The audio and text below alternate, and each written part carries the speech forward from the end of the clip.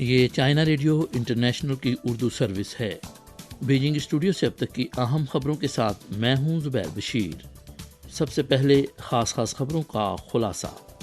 شی جن پنگ متفقہ طور پر عوامی جمہوریہ چین کے صدر اور عوامی جمہوریہ چین کے مرکزی فوجی کمیشن کے چیئرمین منتخب۔ چین عالمی بحالی میں مدد فراہم کر رہا ہے، عالمی ماہرین۔ اور فروری میں چین کے درمیانے اور چھوٹے کاروباری اداروں کی ترقی کے انڈیکس میں اضافہ جاری۔ آئیے اب خبریں سنتے ہیں تفصیل کے ساتھ۔ 10 مارچ کو چین کی 14ویں قومی عوامی کانگریس کے پہلے اجلاس کے تیسرے کل رکنی اجلاس میں شی جن پنگ نے متفقہ طور پر عوامی جمہوریہ چین کے صدر اور عوامی جمہوریہ چین کے مرکزی فوجی کمیشن کے چیئرمین منتخب ہو کر آئین کے تحت حلف اٹھا لیا ہے۔ 10 مارچ کو چین کے نو منتخب نائب صدر ہان زنگ نے آئین کے تحت اپنا حلف اٹھا لیا۔ اسی روز چین کی قومی عوامی کانگریس کی قائمہ کمیٹی کے نو منتخب سربراہ چاولا چی نے آئین کے تحت اپنا حلف اٹھایا۔ قومی عوامی کانگریس کی قائمہ کمیٹی کے نو منتخب نائب سربراہوں اور سیکرٹری نے بھی اجتماعی طور پر آئین کے تحت حلف اٹھایا۔ 10 مارچ کو چین کی 14ویں قومی عوامی کانگریس کے پہلے اجلاس میں رائے شماری کے ذریعے چینی ریاستی کونسل کے اداروں کی اصلاحات کے منصوبے کی منظوری دے دی گئی۔ بین الاقوامی برادری چین کے 2 اجلاسوں پر بہت زیادہ توجہ دے رہی ہے۔ دنیا بھر سے چین کی اعلیٰ معیاری ترقی کو سراہا جا رہا ہے۔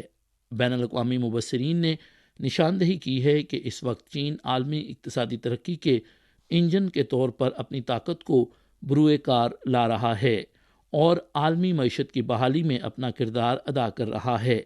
اس کے ساتھ ساتھ چین نے اصلاحات اور کھلے پن کو مزید گہرا کیا ہے اور اعلیٰ معیار کی ترقی کو فروغ دیا ہے، جس سے دنیا کو سیکھنے کے قابل سبق بھی ملے ہیں۔ یو ایس چائنا سینٹر کے سینئر محقق سوربھ گپتا نے کہا کہ 2023 میں چین عالمی اقتصادی ترقی کا انجن بن جائے گا۔ میری رائے میں چین کے پاس ترقی کے وسیع مواقع ہیں۔ اگر مجھے چین کے مستقبل کو بیان کرنے کے لیے ایک لفظ کا انتخاب کرنا پڑے تو میں اسے دلچسپ کہوں گا۔ میرے خیال میں چین میں آگے بڑھنے کی شاندار صلاحیتیں موجود ہیں۔ اقوام متحدہ کے ماحولیاتی پروگرام برائے حیاتیاتی تنوع کے سابق ڈائریکٹر اولیور ہلیل نے کہا کہ یہ بات قابل تعریف ہے کہ چین کی اعلیٰ معیاری ترقی بہت عملی ہے۔ یہ تجارت پر مبنی ہے، ترقی پر مبنی ہے اور چین دنیا کے ساتھ تعاون کر رہا ہے۔ ماحولیات کے شعبے میں چین کی کوششیں دنیا کے دیگر ممالک کے لیے بہت اہمیت کی حامل ہیں۔ قانون سازی کا قانون چین میں قانون سازی کے نظام اور سرگرمیوں کو معیاری بنانے اور سوشلسٹ قانونی حکمرانی کے تحفظ کے لیے بنیادی قانون ہے، جسے قانون سازی کا قانون کہا جاتا ہے۔ رواں سال جاری 2 اجلاسوں میں قانون سازی کے قانون کے مسودے کو نظر ثانی کے لیے ایک بار پھر قومی عوامی کانگریس کے سامنے پیش کیا گیا۔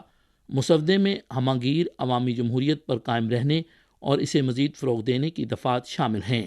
ماہرین کا کہنا ہے کہ قانون سازی کے قانون میں ترمیم سے چین میں ہمہ گیر عوامی جمہوریت کا تحفظ مزید مضبوط ہوگا اور یہ ترمیم بذات خود ہمہ گیر عوامی جمہوریت پر عمل درآمد میں ایک اہم اقدام ہے۔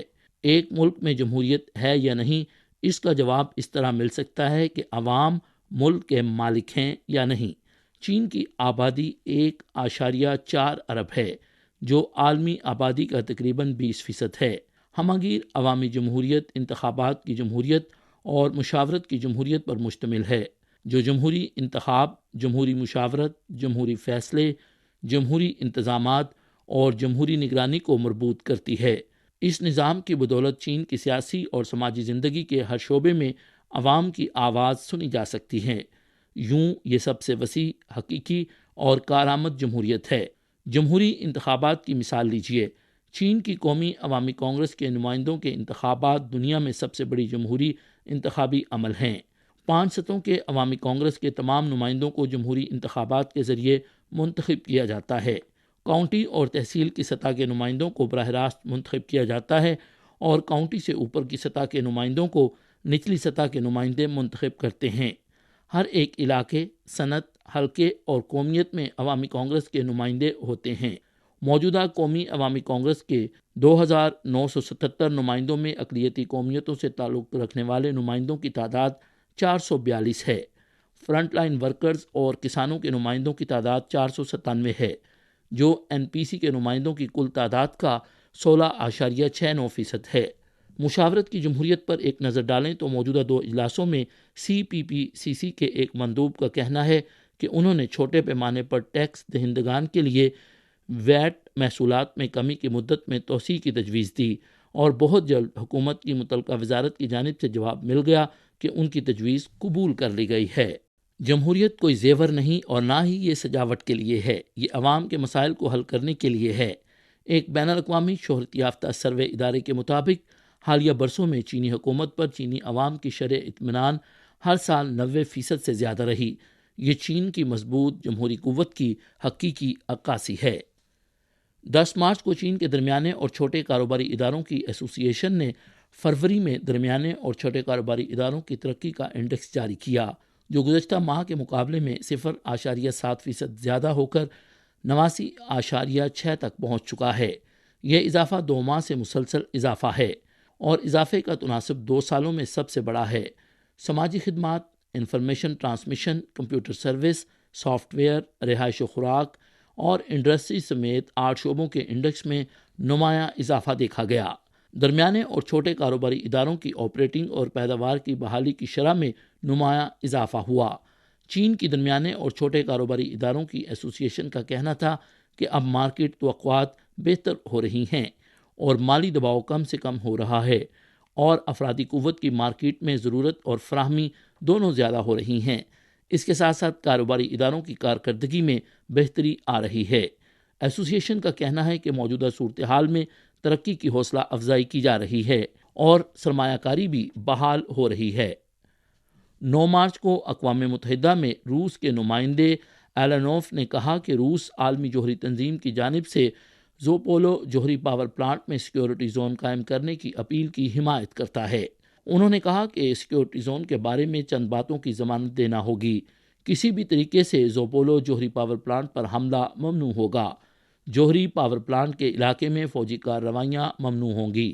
جوہری پاور پلانٹ کے علاقے میں بھاری ہتھیار اور بارود استعمال نہیں ہوگا، اور جوہری حادثوں سے بچاؤ کے لیے جوہری سلامتی اقدامات اٹھائے جائیں گے۔ ایلانوف نے زور دیا کہ اس اپیل کو لاگو کرنے کے لیے نہ صرف روس بلکہ یوکرین کی حمایت کی بھی ضرورت ہے۔ حال ہی میں امریکہ اور جرمنی سمیت دیگر ممالک کے ذرائع ابلاغ نے خبر دی ہے کہ نارڈ سٹریم قدرتی گیس پائپ لائن کے دھماکے کا ذمہ دار یوکرین نواز گروہ تھا۔ اس حوالے سے German science and political foundation کے دفاعی ماہر گوران سویسٹک نے اس خبر پر سوال اٹھایا۔ جرمن سیکیورٹی سروسز کا کہنا تھا کہ نارڈ سٹریم سے گیس لیک ہونے کی وجہ ایک طاقتور دھماکہ خیز ڈیوائس تھی، جس کی طاقت 500 کلو گرام دھماکہ خیز مواد کے برابر تھی۔ سویسٹک کے مطابق اتنی بڑی مقدار میں دھماکہ خیز مواد کے لیے بڑی تنظیموں کی حمایت درکار ہوتی ہے اور اس کی تیاری انتہائی پیچیدہ ہوتی ہے۔ ان کے خیال میں یہ کام 6 افراد پر مشتمل ٹیم کے ذریعے نہیں کیا جا سکتا۔ اس مشکل کام کی انجام دہی میں مہینوں کی تیاری کی ضرورت ہے، جس میں بہت زیادہ مہارت، وسائل اور رقم درکار ہے، جو کسی چھوٹے گروہ کے پاس نہیں۔ انہوں نے کہا کہ اہم سوال یہ ہے کہ اس کارروائی کا فائدہ کسے ہوا۔ سویسٹک کے مطابق یوکرین اس سے فائدہ نہیں اٹھا سکتا اور اس سے روس اور یورپ کے مفادات کو نقصان پہنچا ہے جو غیر منصفانہ ہے۔ 9 مارچ کو اقوام متحدہ کا کم ترین ترقی پذیر ممالک کے امور پر 5واں اجلاس قطر کے دارالحکومت دوحہ میں اختتام پذیر ہوا۔ اس اجلاس میں دوحہ اعلامیے کی منظوری دی گئی، جس میں غذائی سیکیورٹی، خواتین کی تعلیم اور بین الاقوامی سرمایہ کاری کے شعبوں میں اقدامات اٹھانے، اگلے 10 سالوں میں کم ترین ترقی پذیر ممالک کی ترقی کے منصوبے یعنی دوحہ منصوبے کو عمل میں لانے کا وعدہ کیا گیا، تاکہ دنیا میں 46 ممالک جو سب سے کم ترقی پذیر ہیں ترقی کے راستے پر گامزن ہو سکیں۔ اقوام متحدہ کی جانب سے مارچ 2023 تک دنیا میں مجموعی طور پر 46 ممالک کو سب سے کم ترقی پذیر ممالک قرار دیا گیا، جن میں سے 33 ممالک کا تعلق بر اعظم افریقہ سے ہے۔ یہ تھیں چائنا ریڈیو انٹرنیشنل کی اردو سروس سے اب تک کی اہم خبریں۔ زبیر بشیر کو اجازت دیجیے۔ مزید خبروں کے لیے دیکھیے ہماری ویب سائٹ پتہ ہے urdu.cri.cn۔